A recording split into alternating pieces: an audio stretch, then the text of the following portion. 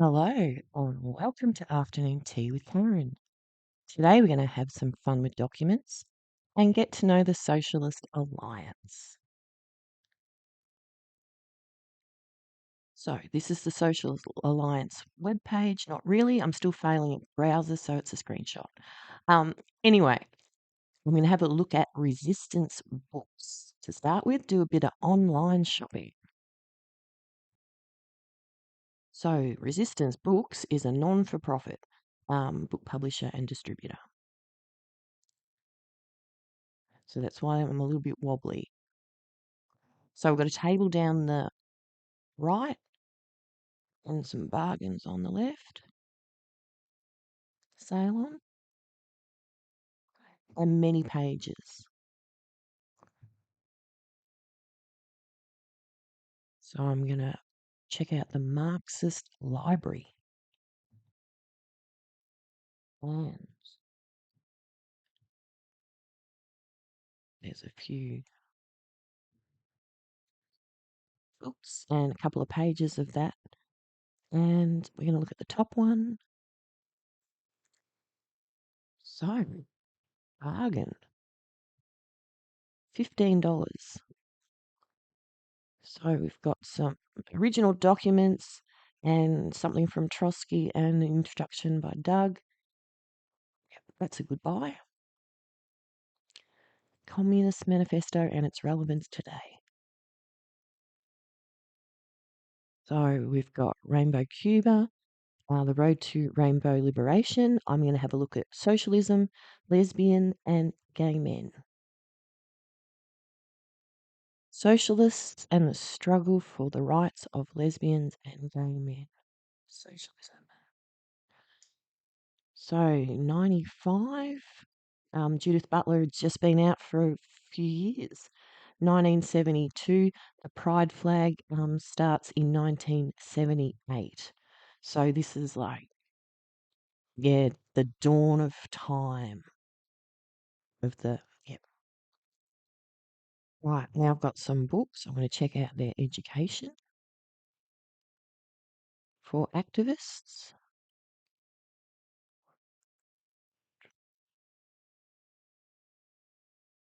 Marxist economics, that one.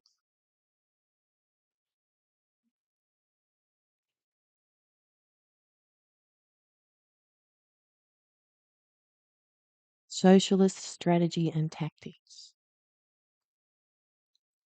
Youth, students, and revolution.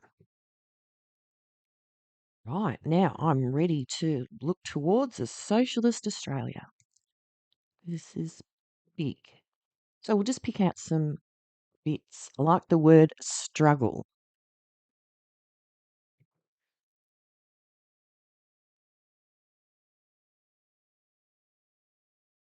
To free itself from an unprecedented climate and social crisis,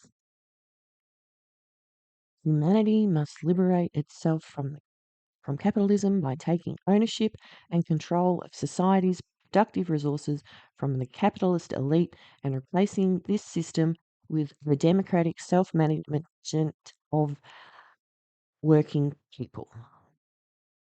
Socialism. This document is going to set out their views and the something of capitalism and the way to overcome them by struggling for a socialist society. So, in order to take down the capitalist system, you need to identify who the capitalist class are. And this economic dominance gives the capitalist control of political and cultural life, and the capitalists thus constitute a ruling class. So, based on that, yeah, the working class. Workers are those who do not own enough property to make a living and need to sell their labour power. Sounds like something that came out of that book I was eyeing off for $15. So, capitalist ideological control, the oppression of women, patriarchal family system is the basis of this oppression. Oh, and the oppression of women and LGBTIQ people. Racism emerged as an intimate aspect of capitalist ideology and as such cannot be separated from it. And the oppression of LGBTIQ people and being represented by this movement is what makes it outlawed in some countries. The rainbow, not it's a bit of a vague thing to say, wasn't it? But then the rainbow's a bit vague, isn't it now? Anyway, a revolutionary perspective. Here's to uh, be influenced also by that book from 170 years ago. Here's the struggle. This is when I started getting overwhelmed by the word struggle. Struggle, struggle, struggle. And a bit further down from all that struggle, any active social organisation also needs to pay special attention to the recruitment of young people who can be the most confident and energetic activists. Young people are relatively free from the pressures of family life and from the weight of past defeats suffered by working class and other oppressed groups. To develop, so they're naive. To develop the experience and confidence of younger activists, the socialists encourage leadership structure that allow young people to develop through taking leadership responsibility. It's like they're sending them off to war. Oh, God. And independent mass struggle, struggle, struggle, struggle. So their link with the trade union and lots of struggle. Like it got to a point I couldn't say the word struggle. I still can't say it without like struggle, struggle of the oppressed. So socialists elected as representatives at any level of government should use these positions on government bodies to organise and um, campaigns and public mobilisation in the interest of the working class and oppressed sectors, and take all progressive measures possible within the framework of these institutions. So there's people on councils that have come from this, like a lot of people from the Greens. This is where they've been based. And you can see it in their behaviour and their language. Struggle, struggle, struggle. That lower on the Greens bit. Um, the Greens do not stand for breaking from the capitalist system, even if some of their politicians and leaders may have come from the left or even still consider themselves socialists. The struggle to win militant trade unionists and other activists away from capitalist politics of these parties also requires socialists to have a united front approach to these parties whenever possible to advance the independent mobilisation against all instances of exploitation and oppression. Socialists need to provide clear answers to the problems facing working people in order to mobilise the forces necessary to overturn capitalism, which is loosely based on what we read earlier. So they're going to have a new system that will be based on organisations of popular democracy in local neighbourhoods, workplace, schools, universities, and colleges, which would directly make decisions affecting their respective communities. Representatives should receive a worker's wage. Mm. And the voting age should be lower to 16. So between 16 and 25, I would have been absolutely the worst, hopeless years of voting, like understanding it.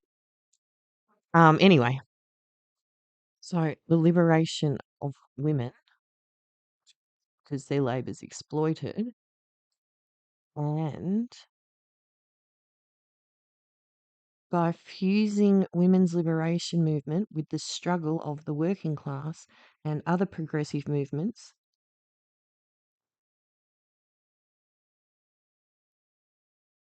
So we live in a society that attempts to dictate sexual preferences and gender identity through promoting the gender stereotypes and homophobic attitudes that underpin the heterosexual nuclear family by promoting marriage and the nuclear family as the only legitimate model for relationships.